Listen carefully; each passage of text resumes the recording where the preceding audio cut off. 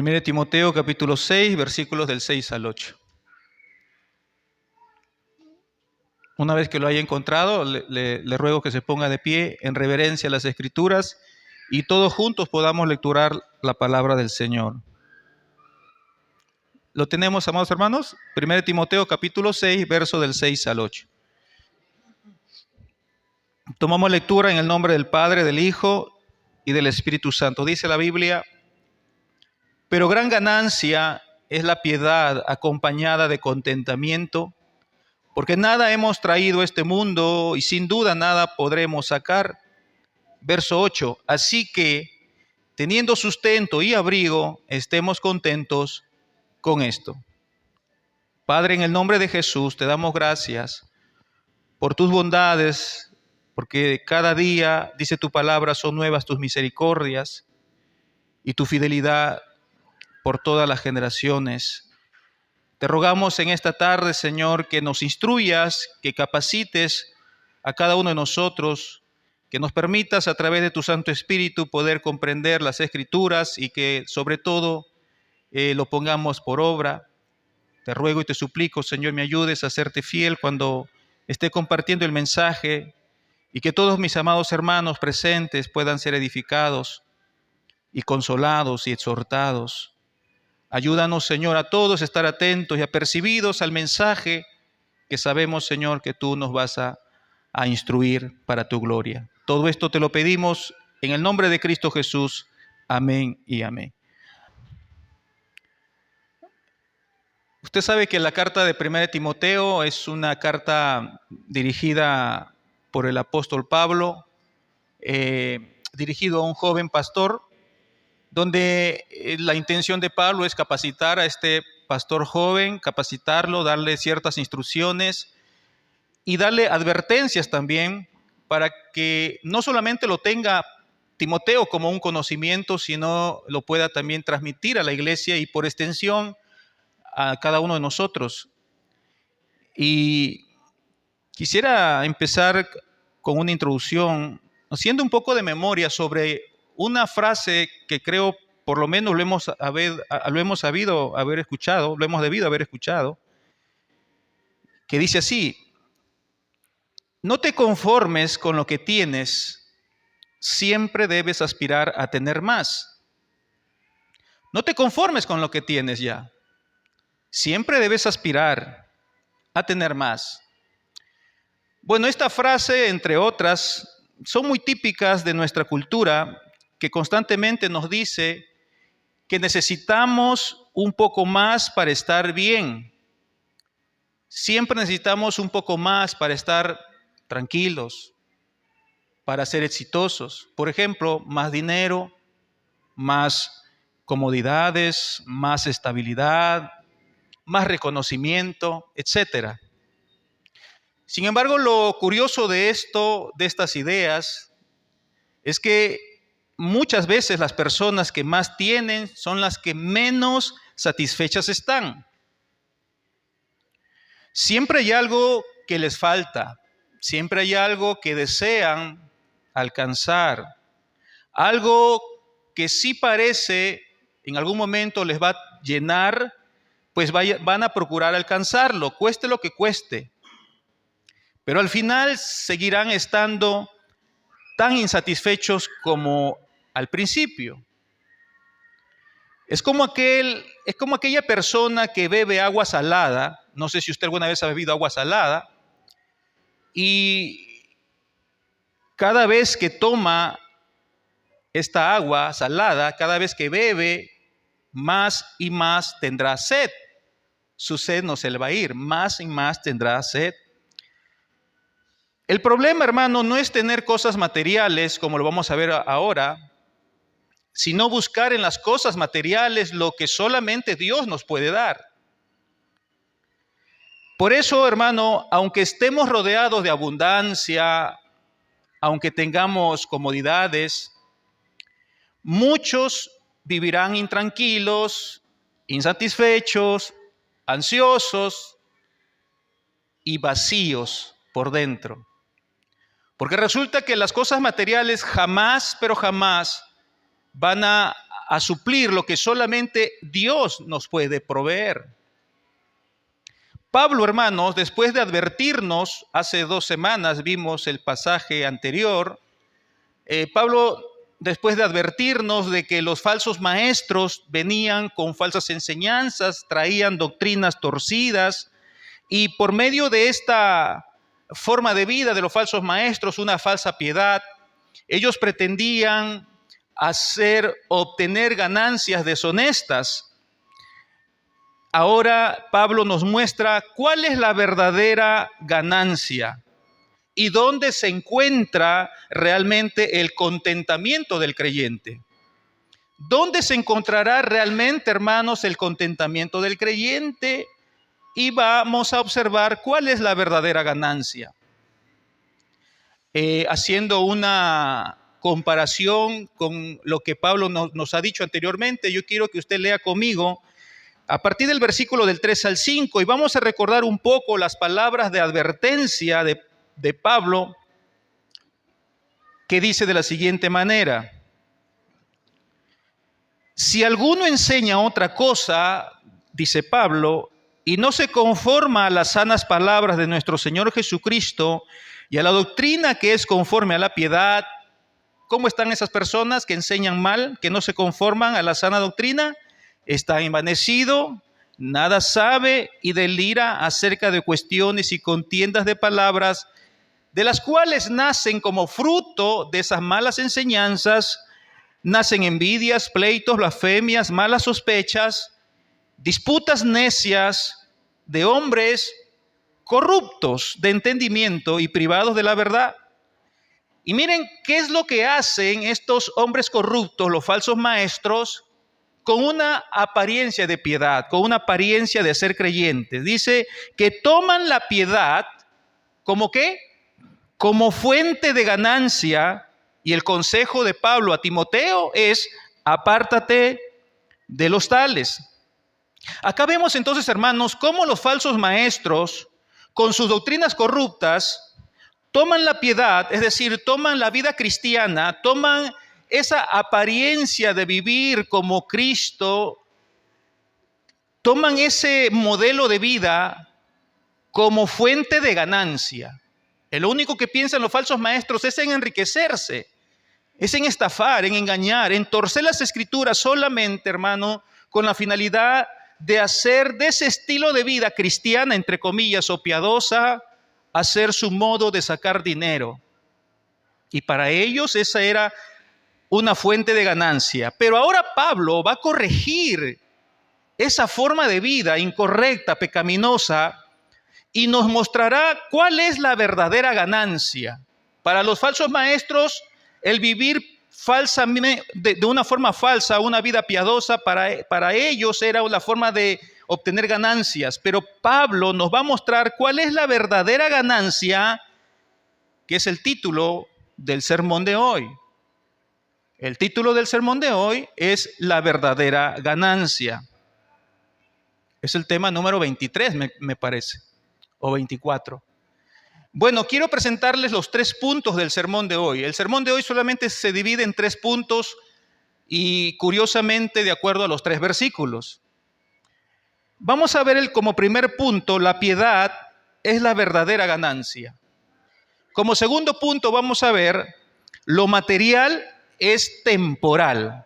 Todo lo material es efímero, es temporal. Y en tercer lugar veremos el mandato sencillo sobre el contentamiento. Vamos a ver un mandato, vamos a ver una ordenanza, un mandamiento de parte de Dios para todos nosotros. Así es que entremos sin mayor preámbulo al primer punto del sermón, que tiene como subtítulo: la piedad es la verdadera ganancia. Vamos a volver a leer el versículo 6. Dice la Escritura: pero gran ganancia es la piedad acompañada de contentamiento.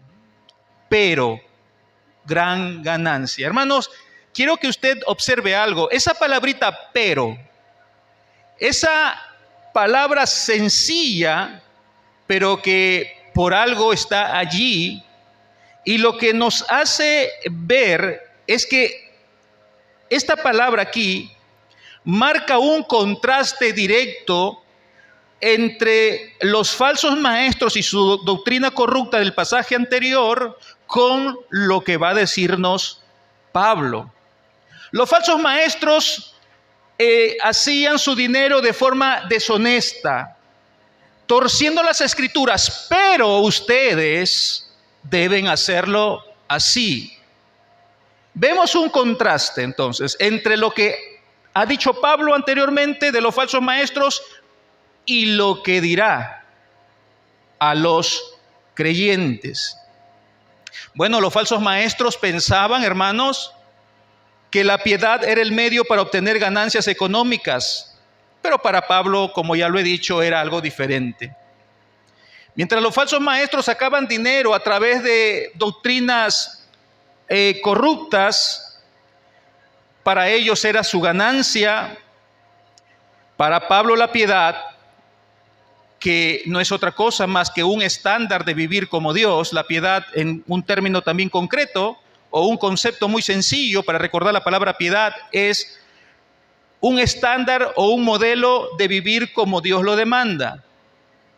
Entonces, para Pablo la piedad es gran ganancia. Para Pablo la piedad no me lleva a obtener ganancias. Para Pablo la piedad es gran ganancia. Él lo dice así, pero gran ganancia es la piedad. Quiero que ahora usted observe algo muy importante del versículo. Pablo no se queda con decirnos que la piedad es gran ganancia, sino que agrega algo que cambia aún algo más. La piedad es gran ganancia siempre y cuando, y esto es importante, la piedad es gran ganancia para usted y para mí. La piedad es gran ganancia para cualquier creyente, para cualquier cristiano, siempre y cuando vaya acompañado ¿de qué? De contentamiento. Lea conmigo, pero gran ganancia es la piedad acompañada de contentamiento. Hermano, quiero hacerles una pregunta. ¿Se ha preguntado usted en qué momento se siente contento? ¿En qué momento una madre se siente contenta? ¿En qué momento un padre se siente contento? ¿En qué momento un hijo se siente contento? ¿En qué momento tú como trabajador te sientes contento? ¿En qué momento tú como creyente, tú como ser humano te sientes contento? Bueno, déjame darte quizás algunas respuestas.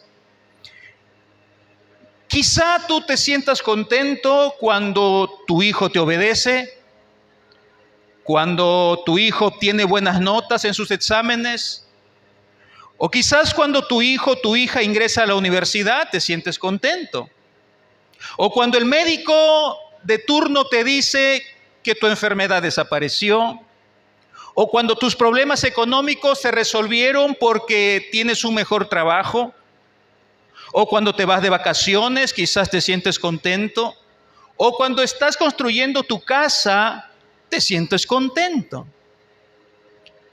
En resumen, hermanos, si usted se da cuenta, cuando sientes que algo externo se ha resuelto, tú te sientes contento. Cuando tú sientes que algo externo, no interno, algo externo se ha resuelto. Por ejemplo, ¿el problema económico es algo interno o algo externo a nosotros? ¿Es algo interno el problema económico o algo externo? Es algo externo. Lo produce, obviamente, quizás el desempleo o sencillamente terminó el contrato y te quedaste sin ingresos. Son efectos externos. Cuando el hijo nos obedece o la hija nos obedece, ¿eso es algo externo o interno? Es algo externo. Tu hijo está externamente a ti, tú le das una orden, tu hijo o tu hija obedece, bueno, tú te sientes contenta, ¿no? O contento porque observas que algo externo se ha resuelto. La desobediencia por obediencia. Hermanos, todo lo que he mencionado son eventos externos que han tenido que acomodarse para traerte contentamiento, ¿verdad? Ha tenido que acomodarse de acuerdo a tus expectativas para que tú te sientas contento. Pero yo quiero que observes algo. ¿Pero qué pasa? ¿Qué pasa cuando esos efectos externos, cuando esos eventos externos no se acomodan a tus expectativas? ¿Sabe lo que ocurre, no? No hay contentamiento. Sino, ¿qué cosa hay? Enojo, frustración, molestia, amargura, etcétera. Acá radica la falta de contentamiento, que es un pecado. Cuando nosotros no estamos contentos con lo que está pasándonos, manifestamos el enojo, la amargura, la frustración, el resentimiento, etcétera. ¿Y sabe lo que es eso, hermano? Eso se llama falta de contentamiento. Y quiero que usted sepa algo. Quizás es un pecado que pocas veces usted ha escuchado, pero Dios me ayude a poderlo explicar de forma breve. Yo quiero que usted sepa algo. La falta de contentamiento es un pecado, hermanos. Es un pecado que Dios detesta. ¿Y sabe por qué lo detesta Dios? ¿Sabe por qué es un pecado muy detestable la falta de contentamiento? Por lo siguiente. Porque implica desconfiar de Dios, para empezar.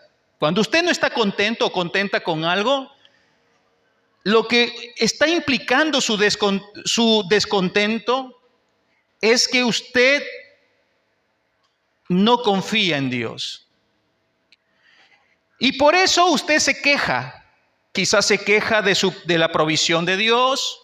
Y como para usted cree que Dios está haciendo cosas que no debe hacer bajo su soberanía, como usted está descontenta, ha perdido el contentamiento, entonces va a buscar satisfacer esa falta de contentamiento en cosas materiales.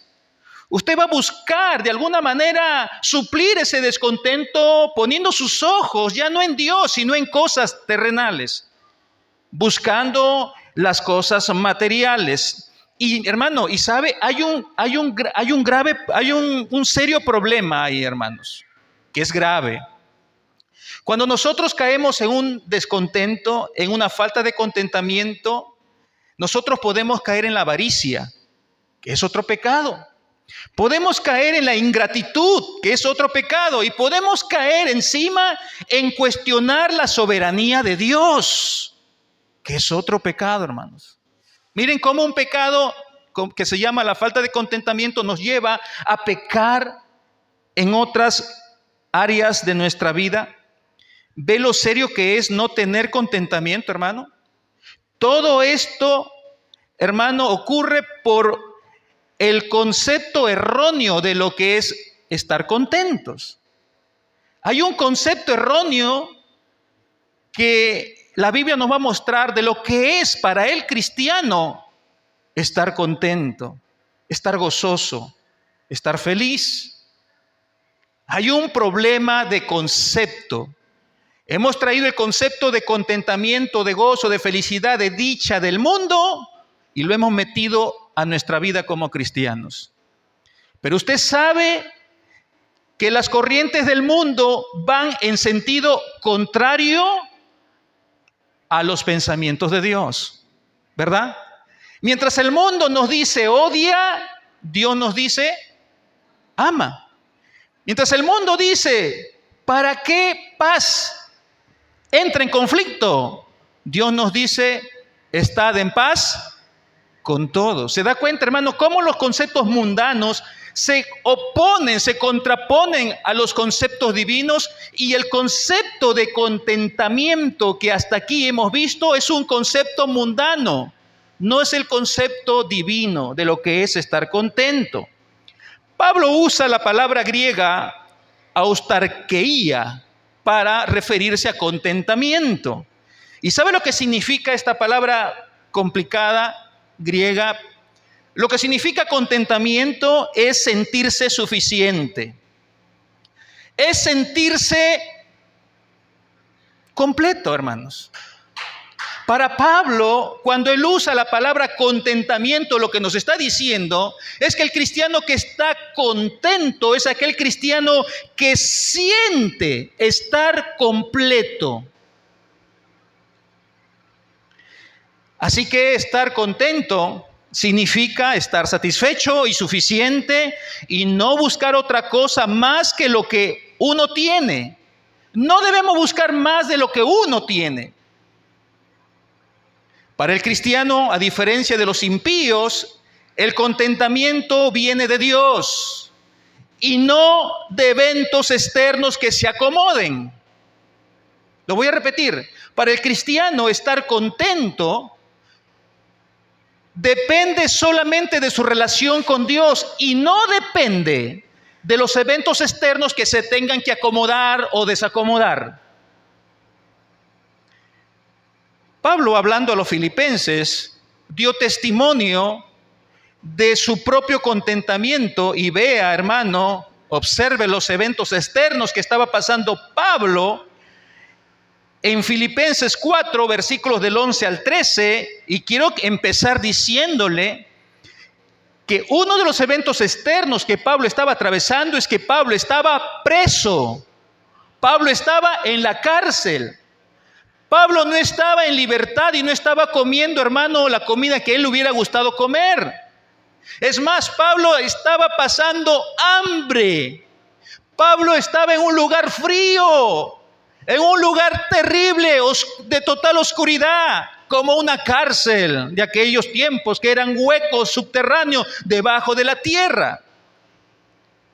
Ese eran los eventos externos que rodeaban a Pablo. Y mira lo que Pablo escribió, versículo 11. No lo digo porque tenga escasez, pues he aprendido ¿a qué? ¿A qué ha aprendido Pablo? ¿Qué cosa ha aprendido Pablo? A contentarme cualquiera que sea mi situación. O sea, Pablo estaba contento en cualquier tipo de circunstancias que él estuviera atravesando. Versículo 12. Sé vivir humildemente y sé tener abundancia. En todo y por todo estoy enseñado, así para estar saciado como para tener hambre, así para tener abundancia como para padecer necesidad. Versículo 13, el versículo más famoso. Todo lo puedo en Cristo que me fortalece. Hermano, Pablo estaba en momentos de angustia, no le estaba pasando bien. Pero Pablo desde la cárcel anima a muchos de sus contemporáneos y a nosotros a estar contentos. Cualquiera que sea tu situación o mi situación. Sea que estés pasando un momento favorable o desfavorable. En todo y por todo debemos estar contentos. Observe, hermano, que desde la cárcel él puede decir que aprendió a contentarse en toda situación. Cuando los eventos externos le eran favorables, para Pablo, por ejemplo, él dice, cuando había abundancia, cuando había buena salud, y quizás para nosotros, cuando tenemos hijos piadosos, cuando estamos con trabajo, etcétera. Pero también cuando los eventos para Pablo, eventos externos, eran desfavorables, como él mismo lo narra, cuando pasaba escasez o cuando estaba en hambre, cuando estaba enfermo quizás. Y si fuera para nosotros, cuando tenemos hijos no creyentes, cuando nuestros hijos andan en desobediencia inclusive, o cuando no tenemos buena salud, etcétera. ¿Sabe por qué, hermanos? Es que la razón, la fuente, el origen del contentamiento no radica en los eventos externos, radica en Dios, que es el único que tiene todo bajo control. Cuando nosotros vemos el contentamiento bajo la perspectiva bíblica, que radica en Dios mismo, en mi relación que yo puedo tener con Él, es que yo me voy a sentir contento. Él es para nosotros todo y lo que Él puede hacer será siempre para su gloria y para nuestro beneficio, hermano. No radica entonces el contentamiento para el cristiano en eventos externos. Si son buenos o son malos, radica en mi cercanía con Dios. Hay muchas cosas para que el creyente viva contento cada día. Por ejemplo, ¿cuántos gozan de una salvación ahora? ¿Alguien está gozando de alguna salvación ya? ¿Cuántos? ¿2, 3? Eso me preocuparía, hermano. Hoy ya gozamos de una salvación inmerecida, hermanos.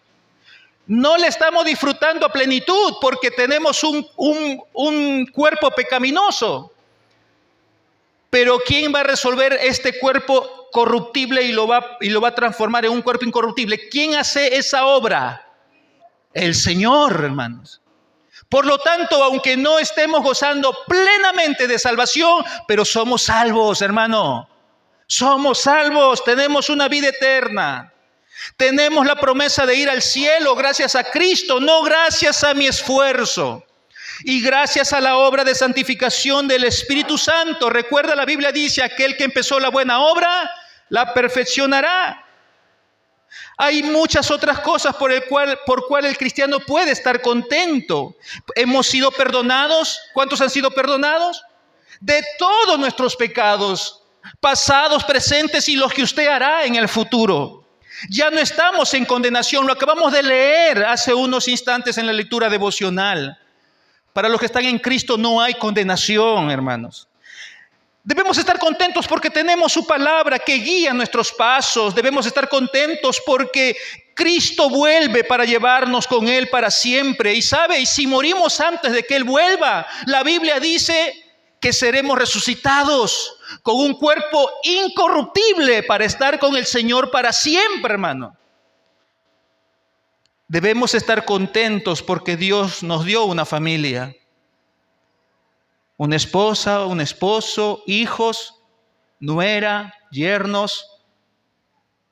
Debemos estar contentos porque tenemos entonces un hogar, tenemos una familia, tenemos una iglesia, tenemos un trabajo, tenemos un techo donde acomodarnos. Todo lo que venga de allí, hermanos, todo lo que venga de allí, ¿sabe lo que es? Es pura añadidura. Es pura gracia inmerecida a nuestro favor. Ya tenemos todo lo suficiente, hermanos, para estar contentos. Recuerde, contentamiento es sentirse suficientes, sentirse completos. Y nosotros estamos completos en Cristo.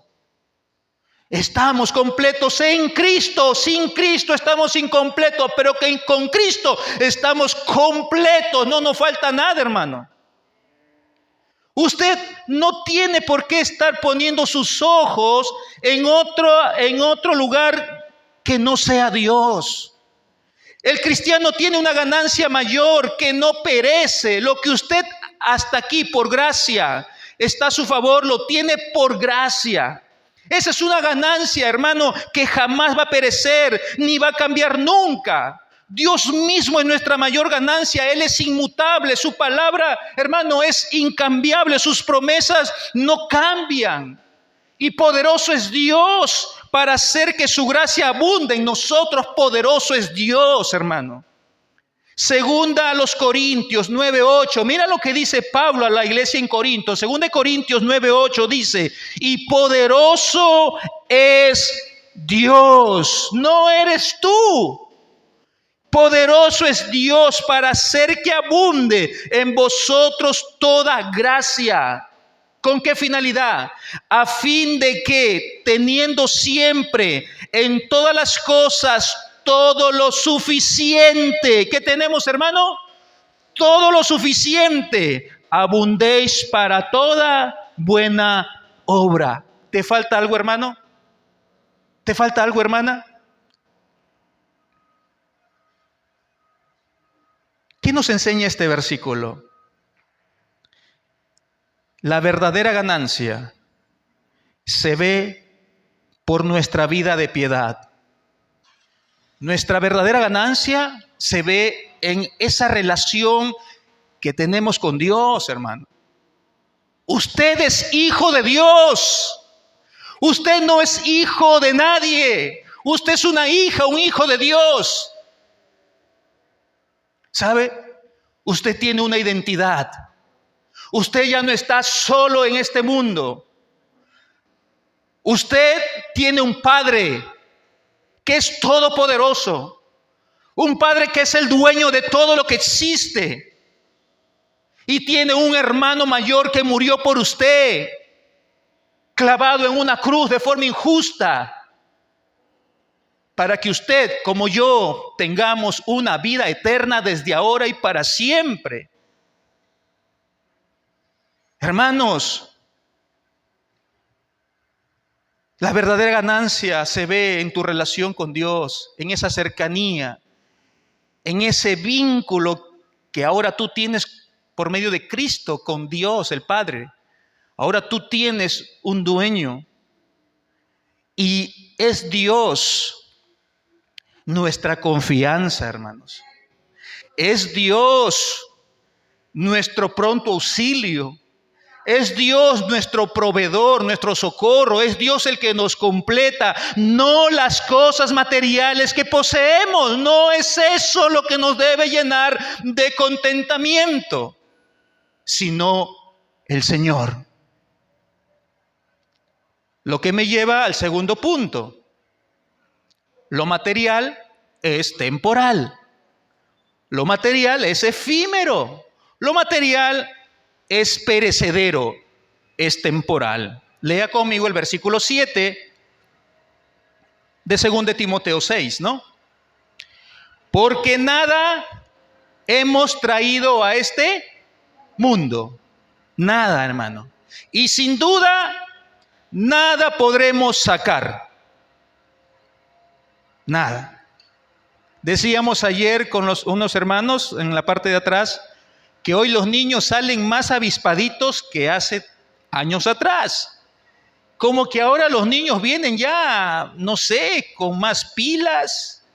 Quizás ya van a venir pronto con su tablet incorporado. Pero era una broma nada más. Porque nada hemos traído a este mundo. Las pirámides de Egipto, ustedes han escuchado de las pirámides de Egipto, una de las maravillas del mundo contemporáneo.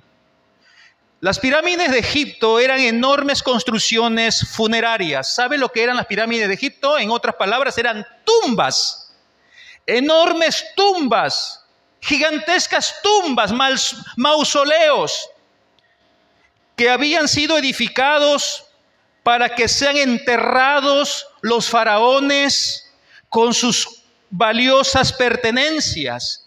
En las pirámides están enterrados los faraones con sus más grandes y valiosas pertenencias, como sus esposas, eran sus pertenencias, como sus tesoros, los metían ahí en su tumba. Comida que más le apetecía al faraón, lo dejaban ahí en su tumba. Y mobiliario inclusive. ¿Sabe por qué ponían todo esto? Porque ellos creían que el faraón, después de su muerte, las iba a necesitar en su nueva vida en el más allá. Bueno, el más allá. Hermanos, algún hombre rico dijo: cuando muera, quiero que me entierren con todas mis riquezas porque yo me lo he ganado a pulso. Muchas veces el hombre, lejos de Dios, solo piensa en acumular riquezas para vivir mejor, pero esa es una enorme necedad, ¿verdad, hermanos? Es una enorme necedad. Solamente se desgasta por hacer más y más riquezas, por llenar su vida de cosas materiales, terrenales, temporales. Pero ¿qué será el día de que muera? Cuando este hombre rico muera, no hay forma de que se lleve a disfrutar nada de lo que hizo. Observemos 3 pasajes que habló Jesús al respecto de esta necedad del hombre impío. No debe ser del hombre piadoso estas verdades, pero sí de los impíos, de los incrédulos. En Mateo capítulo 6, versículos 19 al 20, Mateo 6, 19 al 20, dice la Biblia lo siguiente: no os hagáis tesoros en la tierra donde la polilla y el orín corrompen, y donde ladrones minan y hurtan. ¿Dónde hay que hacernos tesoros entonces? Sino haceos tesoros en el cielo, donde ni la polilla ni el orín corrompen, y donde ladrones no minan ni hurtan.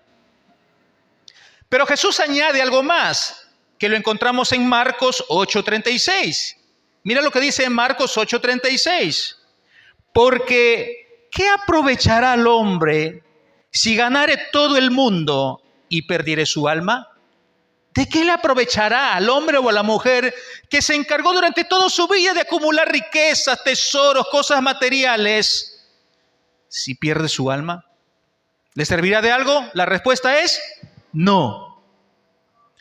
Y luego Jesús en otra oportunidad contaría una parábola que lo encontramos en Lucas capítulo 12, versículos del 15 al 21, y este sí es un texto un poco más amplio, y usted me puede seguir ahí en la pantalla, están apareciendo los versículos. Dice, Lucas 12, verso 15, y Jesús les dijo, mirad y guardaos de toda avaricia, porque la vida del hombre no consiste en la abundancia de los bienes que posee. Verso 16, también les refirió una parábola diciendo, la heredad de un hombre rico había producido mucho. Y él pensaba dentro de sí diciendo, ¿qué haré? Porque no tengo dónde guardar mis frutos. Y dijo, esto haré, derribaré mis graneros y los edificaré mayores, y allí guardaré todos mis frutos y mis bienes. Y diré a mi alma, alma, muchos bienes tienes guardados para muchos años. Repósate, come, bebe, regocíjate, diviértete. Pero Dios le dijo, necio, esta noche vienen a pedirte tu alma y lo que has provisto, ¿de quién será? Jesús concluye diciendo, así es el que hace para sí tesoros y no es rico para con Dios. Mira, hermano, la necedad de los hombres sin Dios. Miren la necedad de las personas. Se esmeran y se esmeran por hacer tesoros en este lugar corrupto, en este lugar donde aún se lo pueden quitar. Y no se preocupen en hacer tesoros arriba, donde no hay ladrones, donde no hay, hermano, polilla que lo pueda dañar. Jesús nos invita a poner nuestra mirada en las cosas de arriba y no en las de la tierra. Pablo a los colosenses les dice, si pues habéis resucitado con Cristo, poned la mira en las cosas de arriba, no en las de la tierra. Las cosas de arriba son eternas, pero las cosas de la tierra son perecederas, temporales y terminan corrompiéndose. Por eso Pablo dice en el versículo 7 de 1 Timoteo, Pablo dice, porque nada hemos traído a este mundo y sin duda nada podremos sacar. El pastor MacArthur tiene un comentario y quisiera leerlo. Dice, las personas cuyas vidas están dominadas por el amor al dinero dedican su tiempo a buscar lo que está encerrado en tiempo y espacio, es decir, buscan lo que es temporal, desconociendo las cosas que tienen valor eterno. Hermanos, el día que nos toque partir, es lógico, el día que nos toque partir de este cuerpo físico, nada material vamos a llevar. Job, ¿se acuerdan de Job? Job entendía esta idea muy claramente y por eso es que él escribió en Job 1:21 lo siguiente. Job 1:21 dice, desnudo salí del vientre de mi madre y desnudo volveré allá. Desnudo hemos venido, hermanos, y así nos iremos. Nada hemos traído, nada vamos a llevar. Pablo no dice, hermano, que lo material sea malo. Pablo no dice que lo material es malo. Lo que dice es que no es eterno. Las cosas materiales no son eternas. Nuestro mayor énfasis no debe estar entonces en lo que va a perecer prontamente. Nuestro mayor esfuerzo deben estar dirigidos a las cosas espirituales, a una vida piadosa. Lo material se quedará en este lugar, en este lado de la vida, se va a quedar todas las cosas materiales, no las vamos a llevar.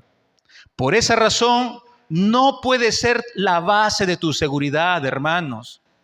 No puedes estar feliz porque tienes cuenta bancaria, tienes ahorros, tienes un dinero guardado, hermano. No puedes poner tu confianza en tus ahorros. Mañana puede ocurrir, hermano, cualquier situación complicada para la economía del país y se puede hasta devaluar tus ahorros. ¿Cuántos se acuerdan de CLAE? ¿Se acuerdan de lo que pasó con CLAE? Habrá tenido noción, ¿no? De esa cooperativa que quebró, hermanos. ¿Cuánta gente habían puesto sus esperanzas en sus ahorros? Muchos se suicidaron. Perdieron todo, hermanos. Hermanos, cuando hacemos de las cosas materiales la razón de nuestra seguridad, fracasamos. La seguridad del cristiano está en Cristo. La seguridad del creyente está en la obra perfecta del Señor Jesús, en lo que Él hizo en la cruz del Calvario para llevarnos a su presencia. Jesús lo dijo de esta manera: vendré otra vez y os tomaré a mí mismo para que donde yo estoy, vosotros también estén. La seguridad, hermanos, no puede estar nunca en las cosas materiales que poseemos. No puede estar la seguridad de mi tranquilidad, de mi paz, de mi contentamiento. No puedo ponerlo en cosas materiales, en el ahorro. No puedo ponerlo, hermano, mi confianza en mi salud. No puedo ponerlo, hermano, en el trabajo, en el negocio. No. Mi confianza debe estar sustentada y basada única y exclusivamente en la obra de Cristo, hermano. En lo que Dios hace y en lo que Él es para nosotros. Por tanto, este versículo nos enseña a no poner nuestra confianza en las cosas temporales, terrenales, materiales. No debemos estar esperanzados en las cosas que van en algún momento a perecer, a terminarse. Los ahorros se terminan. Las inversiones pueden quebrarse. Nuestra salud se empieza a deteriorar. Pero las promesas del Señor son en Él sí y en Él amén. Y las promesas del Señor son incambiables. Hermanos, debemos de poner nuestra confianza en las cosas eternas, en la fidelidad de Cristo. Pablo, hablándole a Timoteo en su segunda carta, le dice: Dios es fiel, aunque nosotros seamos infieles. Debe de radicar y debe estar fundamentada tu confianza, tu esperanza y tu contentamiento en la fidelidad de Dios, hermano. A pesar de lo que tú y yo somos, pero Dios siempre será fiel. Y en tercer lugar, el mandato sencillo sobre el contentamiento. Veamos cuál es ese mandato sencillo del contentamiento. Pablo en el versículo 8 nos da un mandamiento. Dice el versículo 8, así que teniendo sustento y abrigo, ¿qué dice? Estemos contentos con esto. Miren el mandamiento. Así que, concluyendo, después de todo lo que les he dicho, teniendo sustento y abrigo, estemos contentos con esto. Pablo no habla de lujos en el versículo que acabamos de leer. Pablo no lo ve necesario los lujos. Pablo ve dos cosas necesarias para nuestra vida diaria. El contentamiento del cristiano no dependerá nunca de la abundancia, sino de la confianza en la provisión sabia de Dios. Dios es un buen proveedor. ¿Se acuerdan cuando se iba Isaac con su padre Abraham a ofrecer un sacrificio al monte de Oreb? Isaac le dijo a su padre: papá, tenemos el fuego, tenemos la leña, ¿dónde está el animal para el sacrificio? ¿Y qué contestó Abraham? Hijo, Dios proveerá. Jehová Jireh, Él es el proveedor. La Biblia dice, el salmista escribiendo, hermano, a sus contemporáneos, le dice: no he visto justo desamparado, ni su descendencia que mendigue pan. ¿Cuántos tienen al Dios de la Biblia como su proveedor? Hermanos, tenemos que confiar en la provisión sabia de Dios. Él sabe lo que necesitamos y lo que no necesitamos. Él sabe lo que te hará bien y lo que te hace daño. Él sabe cómo tenerte más a su lado. Y sabe si te da otra cosa, sabe que te vas a alejar de su lado. Él te quiere a su lado. Y si para eso tiene que cortarte algún tipo de provisión, créeme que lo va a hacer.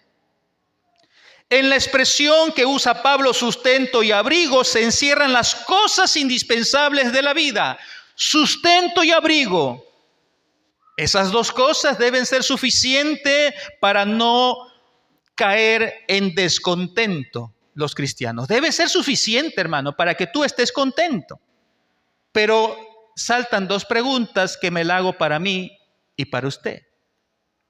¿Será así en nuestra vida real? ¿Será que nos sentimos contentos solamente con sustento y abrigo? ¿Nos sentimos contentos solo con el alimento diario y con tener un hogar donde abrigarnos, una vestimenta que ponernos? Hermano, Pablo no condena de nuevo el tener bienes. Pablo no condena que tú tengas algo material. Si Dios te provee de un televisor nuevo, de un atuendo nuevo, si Dios te provee de un trabajo mejor, si Dios te provee de salir de viaje con la familia, bueno, son cosas adicionales y tú tienes que tomarlo como una añadidura de su gracia. Porque lo que tú y yo necesitamos son dos cosas: sustento y abrigo. Punto. No te vas a morir porque no hagas un viaje. No te vas a morir por si no te compras un par de zapatos brasileños. No te vas a morir porque si no tienes un traje nuevo para este aniversario. No te vas a morir si no te celebran tu cumpleaños. No te vas a morir si ganas lo necesario. No te vas a morir por cosas que escapen al sustento y al abrigo. Pero ¿qué pasa si no tienes para la comida? ¿Qué pasa si no comes un mes? Si no bebes agua. ¿Qué pasa, hermano, si no tienes qué ponerte, qué abrigarte? O si no tienes dónde ir a descansar. Si tienes que echarte, no sé, en el parque. Hay algunos que duermen en los parques o bajo un puente. Ahí sí pueden haber problemas de salud. Pero Dios lo único que nos da y con lo cual nosotros estamos llamados a estar contentos es solamente con el sustento y con el abrigo. Pablo, hermano, no nos dice es pecado que tengas cosas materiales, pero sabe, lo que sí condena es un deseo desmedido a las cosas materiales que surge de la insatisfacción. Un corazón insatisfecho quiere cosas materiales. Este celular, ya no, ha salido el iPad, creo, ¿no? iPad, Apple, bueno, usted me entiende. De 7ª generación, no sé, ya estoy inventándome, ¿no? Yo quiero eso y me voy a endeudar, me cuesta 4.500 soles. Y como trabajo, lo voy a pagar en 36 cuotas. Cuando el corazón está insatisfecho con ese celular que ya está pasado de moda y quiere solamente por estar a la moda cambiar a un celular de mayor gama, de alta gama, es porque tiene un corazón insatisfecho. Y como tiene un corazón insatisfecho, entonces quiere suplir esa insatisfacción con cosas terrenales. Si creemos en un Dios perfecto, en todo lo que Él hace y permite, pero buscamos la satisfacción en cosas materiales, estamos mal, hermanos. Cuando nosotros buscamos satisfacernos en cosas terrenales, es como que le decimos a Dios esto. Mire, escuche. Es como que usted le dice a Dios esto, escuche. Dios, no me satisface tu voluntad. Estoy en desacuerdo en lo que tú estás dándome. No me llena. Lo que tú estás haciendo para mi vida no me satisface.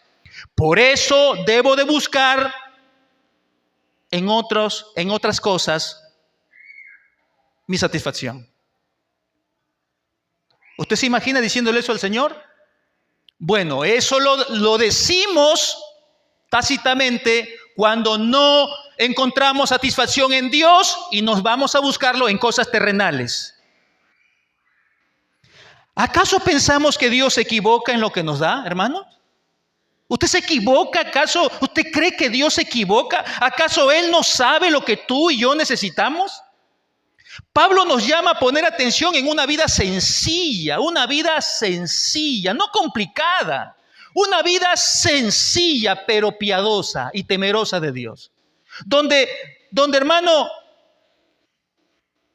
solamente tengamos un deseo, agradar a Dios y menos a nosotros mismos. Donde no tengamos ese deseo desmedido de las cosas materiales. ¿Sabe? Jesús habló claramente de lo que estamos compartiendo en este último punto. Y en Mateo capítulo 6, a partir del versículo 24 hasta el 33, Jesús habló de vivir una vida sencilla sin un amor a lo material, sin amar las cosas terrenales, de forma desmedida. Dice el versículo 24, ninguno puede servir a dos señores, ninguno. ¿Por qué? O aborrecerá al uno y amará al otro, o estimará al uno y menospreciará al otro. No podéis servir a Dios y a las riquezas. O estás con las cosas de este mundo, o suples, te satisfaces con las cosas materiales de este mundo, o buscas satisfacerte en Dios. Hay dos rutas, pero una sola es la que a Dios le agrada. Versículo 25, por tanto os digo, Jesús, no os afanéis. Hermano, el afán, hay gente, hermano, que se enferma. Está tan afanado en comprarse las últimas cosas en tecnología. Hay personas que viven afanadas, hermano. No tienen paz, no tienen tranquilidad, porque las cosas materiales les llaman más la atención. Y en estos meses, hermano, donde hay un poquito más de dinero, hay personas compulsivas para comprar. Todo lo que ven, quieren comprar. Y si tienen su tarjeta de crédito, como comúnmente se dice, lo revientan. Hermanos, hay cosas que no son necesarias. Lo que no es necesario no puede dominar nuestra vida, hermano. Pero hay cosas que sí son necesarias para nuestro diario vivir. Dice, por tanto os digo, no os afanéis por vuestra vida. ¿Qué habéis de comer o qué habéis de beber? Ni por vuestro cuerpo, ¿qué habéis de vestir? No te afanes. ¿No es la vida más que el alimento? Pregunta Jesús. ¿Y el cuerpo no es más que el vestido? La respuesta es sí, sí es más. Versículo 26, mirad las aves del cielo, que no siembran ni ciegan, ni recogen en graneros, y vuestro Padre Celestial las alimenta. Pregunta, ¿no valéis vosotros mucho más que ellas? ¿Y quién de vosotros podrá, por mucho que se afane, añadir a su estatura un codo? Y por el vestido, ¿por qué os afanáis? Considerad los lirios del campo, cómo crecen. No trabajan ni hilan, pero os digo que ni aun Salomón, con toda su gloria, se vistió así como uno de ellos. Verso 30. Y si la hierba del campo que hoy es y mañana se echa en el horno, Dios las viste así, ¿no hará mucho más a vosotros, hombres de poca fe? No os afanéis, pues, diciendo, ¿qué comeremos el domingo 21? ¿O qué beberemos? ¿O qué vestiremos? Porque los gentiles, y aquí entiéndase, los gentiles son, en ese tiempo está apuntando a los impíos, a los incrédulos. Porque los gentiles buscan todas estas cosas, pero vuestro Padre Celestial sabe que tenéis necesidad de todas estas cosas. Lo necesario debemos de procurar alcanzar. Y la Biblia dice que Dios sabe que tiene necesidad de todas estas cosas. Hermano, Dios sabe que necesitas alimentarte. Dios sabe que necesitas tener un abrigo, un techo. Dios sabe, hermano, tus necesidades más íntimas. Él las conoce todas, antes que se las pidas inclusive. Pero Jesús termina diciendo, mas buscad primeramente el reino de Dios y su justicia, y todo lo demás os vendrá por añadidura. Una sanidad puede ser una añadidura. Un nuevo trabajo puede ser una añadidura. Un celular que ya no funciona, no te sirven para nada, ni como pisapapel te sirve ya. Bueno, puede venir por añadidura. Pero hermanos, no podemos estar afanados en cosas que no necesitamos. Por tanto, aquí aprendemos que la vida del cristiano debe ser una vida sencilla. Una vida, hermano, aceptable para los ojos de Dios. No tanto pensando en ser aceptable para los ojos de los hombres. Mi casita es de un piso, el vecino que es incrédulo tiene una casa de 5 pisos, yo me voy a endeudar, necesito 2 pisos por lo menos. No, hermanos, esa no es la idea. Si Dios te permite, provee, y tú puedes seguir construyendo tu casita, gloria sea al Señor. Pero si no, no tienes necesidad. Hermanos, tenemos que nosotros aceptar todo lo que Dios provee. Todo, hermanos. Inclusive, si tú crees que necesitas algo más. Recuerda que de esa manera, cuando nosotros aprendemos y aceptamos la provisión de Dios tal y como viene, vamos a estar lejos de la codicia. Pero si tú no aceptas la provisión de Dios, vas a codiciar lo que el vecino tiene, lo que tu hermano del costado tiene, y eso es un pecado. Pongamos esto en dos tipos de práctica. ¿Cómo aplicamos de forma práctica lo que hemos visto? Y quiero hacerles 2 preguntas, pero no es, hermano, no quiero de que usted se sienta mal, la verdad. Lo que quiero es que usted evalúe su corazón, y yo también. Yo voy a hacer una pregunta y voy a dar alternativas de respuesta. Pero yo quiero que no se sienta mal si usted en algo de estas cosas ha caído, sino que evalúe su corazón. La primera pregunta, ¿cómo sé que estoy pecando por la falta de contentamiento? ¿Cómo sé? ¿Cómo sé en términos prácticos que estoy en el pecado de la falta de contentamiento? Bueno, 1, ¿te quejas constantemente? Si la queja es tu lenguaje habitual, algo anda mal en tu corazón. Filipenses dice en el capítulo 2, versículo 14, dice, haced todo sin murmuraciones y contiendas. Ese pasaje ya no está. Haced todo sin murmuraciones y contiendas. ¿Cómo andamos con la queja, hermanos? ¿Continuamente nos quejamos? Ay, otra vez no me alcanza. Ay, lo que me ha traído mi esposo, otra vez tengo que ir a la tienda a avergonzarme. Ay, otra vez se acabó los cuadernos. Otra vez y otra vez. Segundo punto, amargura cuando otros prosperan. El progreso de otras personas te incomoda más de lo que te alegra. ¿Te sientes fastidiado cuando ves que otros progresan, prosperan y encima no son creyentes? Y si son creyentes, ¿igual te enojas porque a otros les va mejor que a ti? Son síntomas de que no estamos contentos. Tercero, frases internas como estas, escuche. Con todo lo que hago, merezco más. O Dios debería darme otra cosa mejor. Cuarto, ¿buscas satisfacerte fuera de Dios? Esto ocurre cuando es el dinero, el trabajo o tu éxito en otras áreas lo que se vuelve la fuente de tu tranquilidad, de tu paz, y te sientes seguro en esas cosas.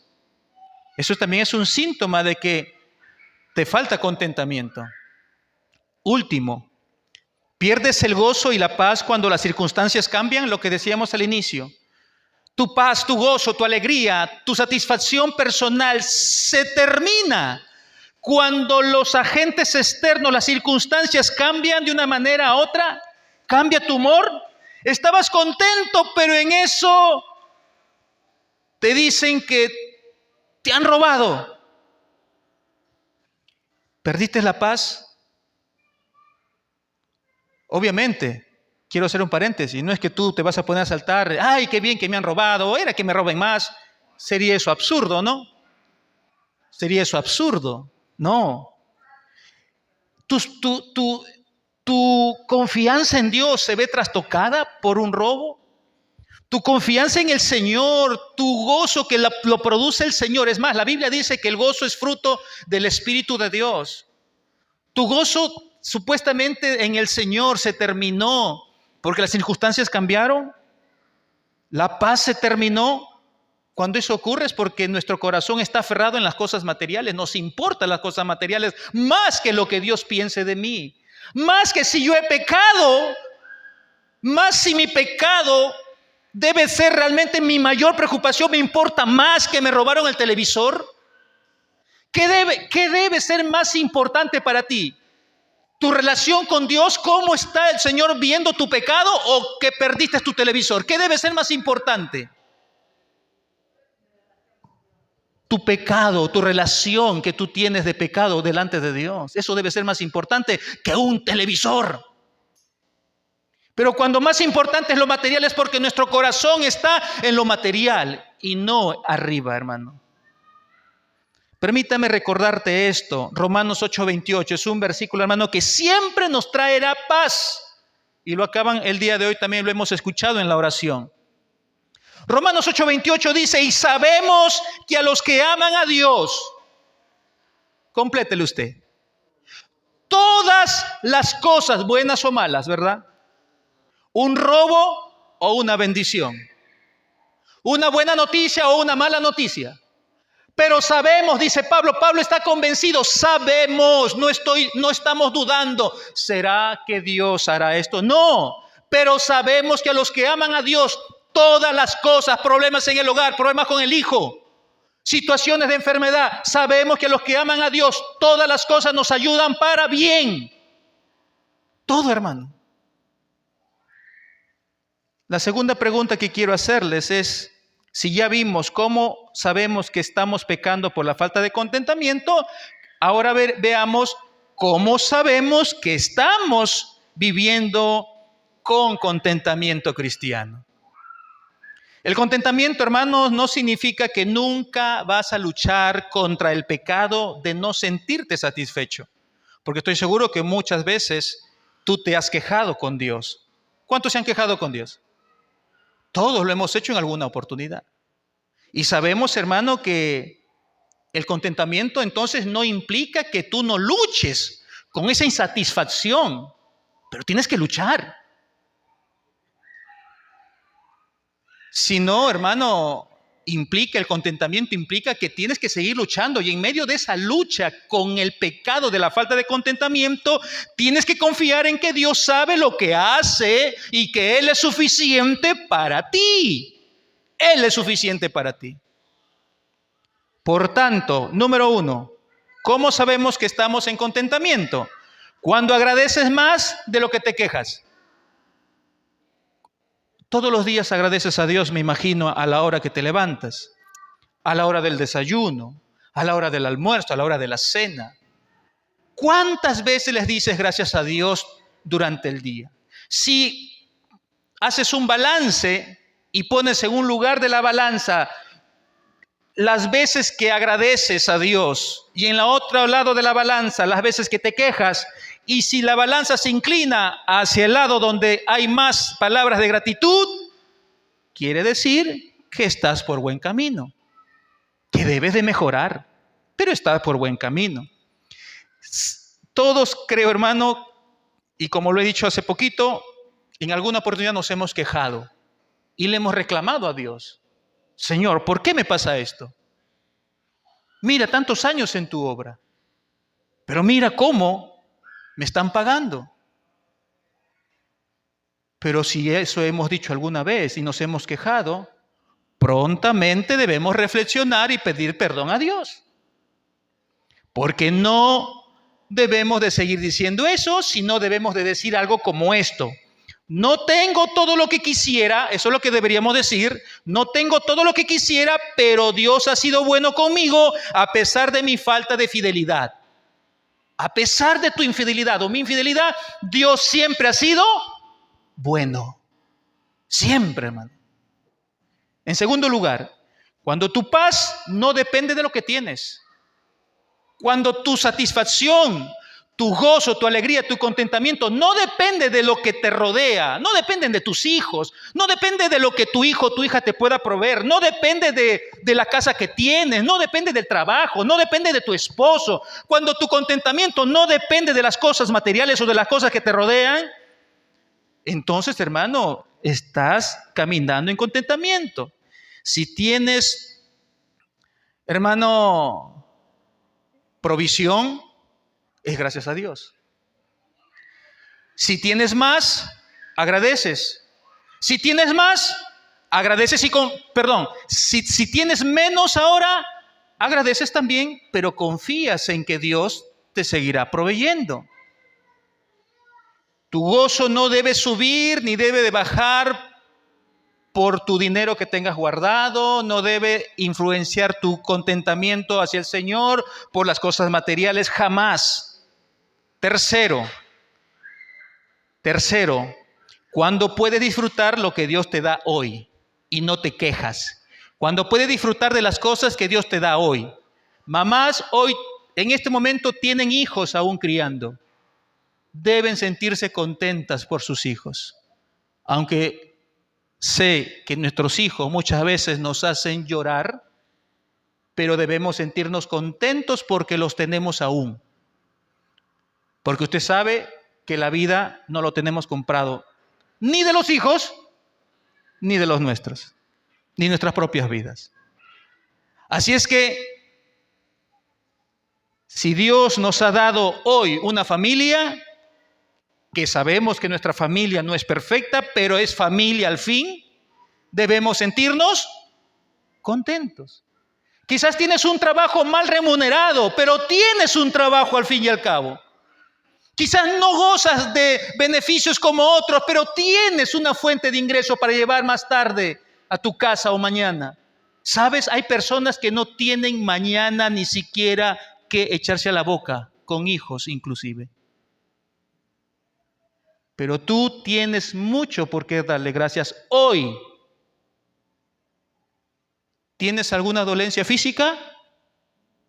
Bueno, dale gracias al Señor y confía en que Dios es fiel para sustentarte en todos los momentos de tu vida. Hermanos, debemos de disfrutar de lo que Dios ya puso en nuestras manos. debemos de disfrutar. Cuarto, cuando no envidias y no caes en amargura. Cuando tú ves a tus vecinos prosperar, cuando tú ves que tus amistades o tus conocidos les está yendo bien en la vida y tú no te amargas, no te enojas, no tienes envidia, gloria a Dios, estás viviendo en contentamiento. Quinto y último, cuando tu deseo principal es agradar a Dios a pesar de las limitaciones materiales. Muchas veces tenemos limitaciones materiales, hermanos, muchas veces. Pero nuestro mayor deseo debe ser siempre buscar crecer en una vida piadosa y no crecer en cosas materiales. Hermanos, Dios nos ayude a reflejar diariamente que estamos satisfechos con Él. Siempre, hermano. Tu mirada debe estar puesta en las cosas que Dios ya te dio y en las promesas que Él ha dicho que te dará. Pónganse de pie y vamos a orar al Señor diciéndole lo siguiente. Oremos. Señor, reconocemos delante de ti que muchas veces buscamos satisfacernos en cosas que no pueden llenar nuestro corazón. Perdónanos.